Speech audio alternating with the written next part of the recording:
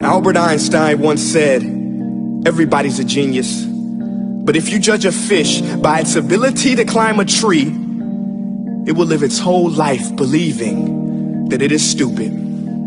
Ladies and gentlemen of the jury, today on trial we have modern day schooling. Glad you could come. Not only does he make fish climb trees, but also makes them climb down and do a 10-mile run. Tell me, school, are you proud of the things you've done?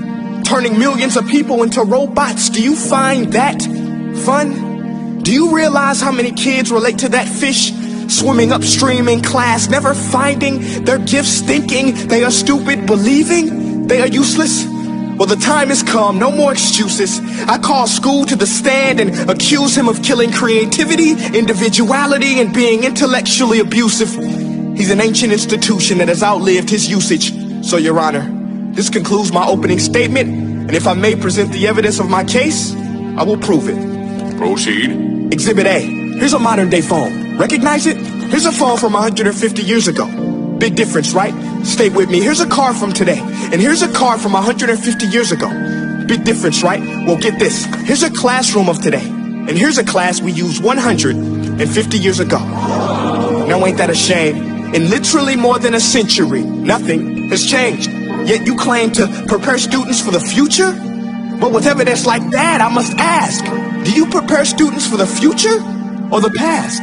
I did a background check on you and let the record show that you were made to train people to work in factories, which explains why you put students in straight rows, nice and neat, tell them sit still, raise your hand if you want to speak, give them a short break to eat, and for 8 hours a day tell them what to think.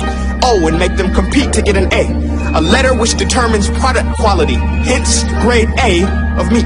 I get it. Back then, times were different. We all have a past. I myself am no Gandhi. But today, we don't need to make robot zombies. The world has progressed. And now we need people who think creatively, innovatively, critically, independently, with the ability to connect. See, every scientist will tell you that no two brains are the same. And every parent with 2 or more children will confirm that claim.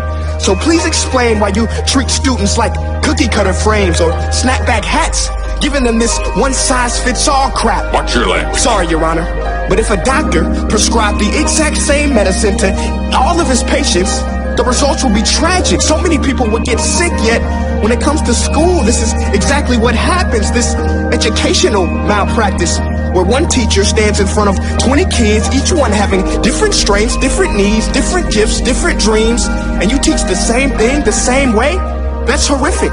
Ladies and gentlemen, the defendant should not be acquitted. This may be one of the worst criminal offenses ever to be committed. And let's mention